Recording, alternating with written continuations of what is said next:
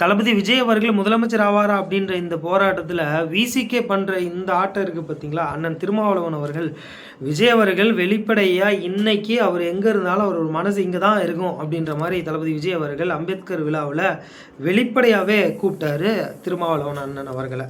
ஆனால் அப்போது அண்ணன் வந்து எனக்கு இந்த மாதிரி துணை முதலமைச்சர் பதவி கொடுங்க அப்படின்னு சொல்லியிருந்தா, அல்ல அவங்க கூட ஒன்றா சேர்ந்து வேலை செஞ்சுருந்தா, வேலை செஞ்சு இந்த அவர் தான் ஆட்சியிலையும் அதிகாரத்துலேயும் பங்கு கொடுக்குறேன் நீங்கள் வாங்கன்னு ஏற்கனவே கூப்பிட்டுட்டாரு. கூப்பிடாமல் இருந்திருந்தாலும் பரவாயில்ல, கூப்பிட்டுட்டாரு, செய்கிறேன்னு சொல்லிட்டாரு.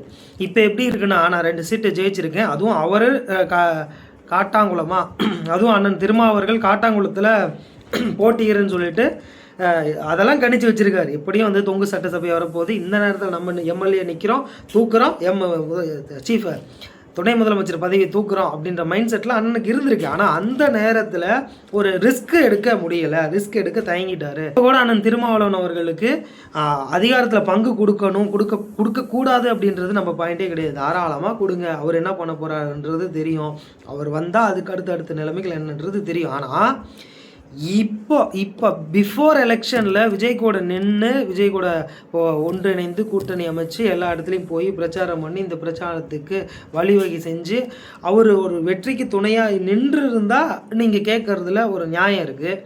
நீங்கள் அவரை எதிர்த்து பேசி ரசிகர் பின்னாடி போகிற கூட்டம் அப்படி இப்படின்னு ஏதாவது விமர்சனம் பண்ணி ஏதோ ஒரு தொட்டும் தொடாமல் பட்டும் படாமல், ஏன்னா திமுக கூட்டணியில் இருக்கிறதுனால விமர்சனம் பண்ணிவிட்டு இப்போ திடீர்னு வந்துட்டு கடைசியாக உனக்கு வந்துட்டு ஆட்சி அமைக்கணுன்னா எனக்கு துணை முதலமைச்சர் பதவி கொடுங்க அப்படின்னு கேட்குறதா இப்போ எல்லாரும் சொல்கிறாங்க.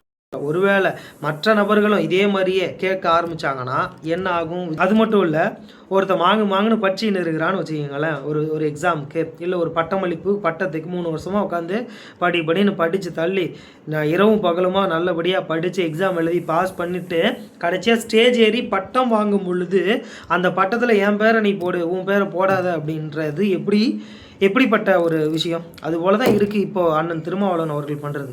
கல்லை உடைச்சி மண்ணை உடைச்சி கஷ்டப்பட்டு மூட்டை தூக்கி விடிய வேலை செஞ்சு இரவும் பகலும் ஏதோ தடுமாறி ஒரு வீட்டை கட்டி தள்ளுனா, பங்களாவை கட்டி தள்ளுனா, கடைசியாக உனக்கு பூட்டு நான் தான் வாங்கி கொடுத்தேன், இந்த பூட்டு இருந்தால் மட்டும்தான் உள்ளாரே போக முடியும், பார்த்துக்க, இந்த சாவி இருந்தால் தான் உள்ளார போக முடியும், அப்போ இந்த வீடு எனக்கு தான் சொந்தம், இந்த வீட்டில் பாதி நான் தான் ஆளுவேன், இந்த வீட்டில் பாதி நான் தான் வாழுவேன் அப்படின்னா எப்படி இருக்குது?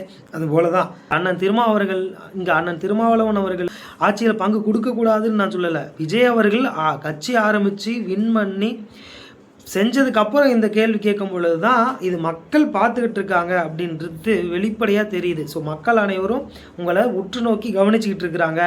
இதுக்கு முன்னாடி வேற இப்போ வேறன்றதை தெளிவாக புரிஞ்சுக்கணும்.